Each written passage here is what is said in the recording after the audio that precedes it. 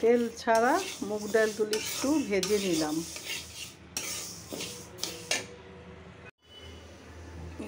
জানেনই তো মুড়ি ঘন্টতে গরম মশলা দিতে হয়, তো গরম মশলাটা আগেই দিয়ে দিছি তেলে, সেন্ট ফ্লেভার সুন্দর হওয়ার জন্য।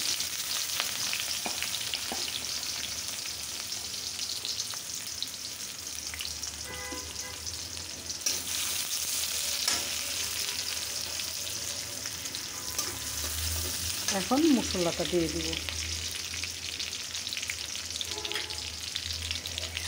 একটু পানি দিব।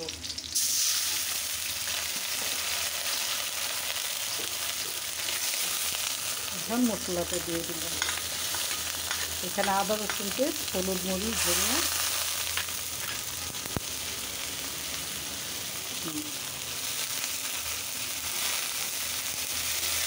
এখন মশলাটা করে দেব। এখন ডালটা দিয়ে দিব। মশলাটা কষানো হয়ে গেছে। এটা মুগ ডাল একটু করে নিয়েছি, গরম পানি দিয়ে বয়েল করে নিয়েছি, কারণ তাড়াতাড়ি গলে যাওয়ার জন্য। এখন একটু কষাবো ডালটা।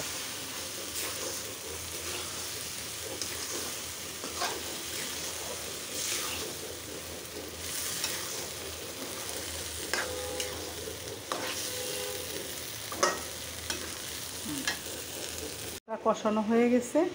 এখন আমি পানিটা দিয়ে দিব। পানিটা গরম করে দিচ্ছি, কারণ ডালটা আমি সিদ্ধ করে দিয়েছি, তাই পানিটাও গরম করে দিলাম।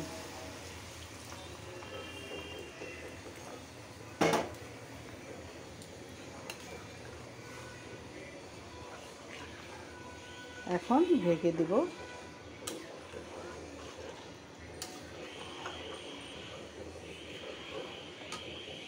অল্প কাঁচামরিচ ফালিগুলি দিয়ে দিব ঝাল হওয়ার জন্য।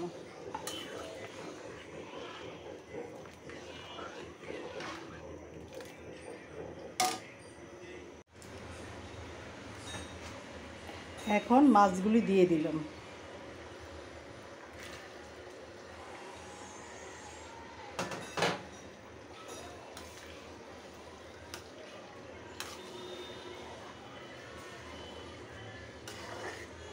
এখন একটু কাঁচামরিচ দিব।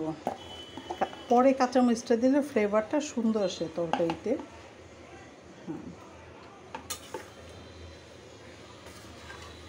এখন একটু হবে, তারপরে জিরা পাউডার। মুড়ি ঘন্টতে চিনি দিলে একটু ভালো লাগে খেতে। অল্প একটু চিনি দিয়ে দিলাম, অল্প দিবেন নামমাত্র, টেস্টটা অনেক ভালো লাগবে খেতে। এখন একটু জিরা পাউডার দিব,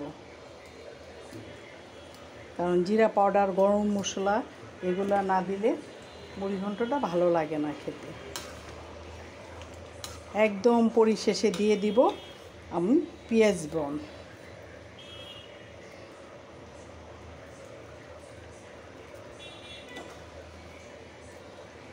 পেঁয়াজ ব্রাউনটা দিলে মুড়ি ঘন্টতে একদম আলাদা রকম লাগে খেতে।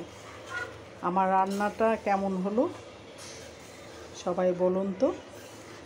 নিশ্চয়ই আশা করি সবার পছন্দ হয়েছে। ভালো লাগলে শেয়ার করবেন, লাইক দিবেন, সাপোর্ট করবেন। দেখেন হয়ে গেছে মুড়ি ঘন্টটা।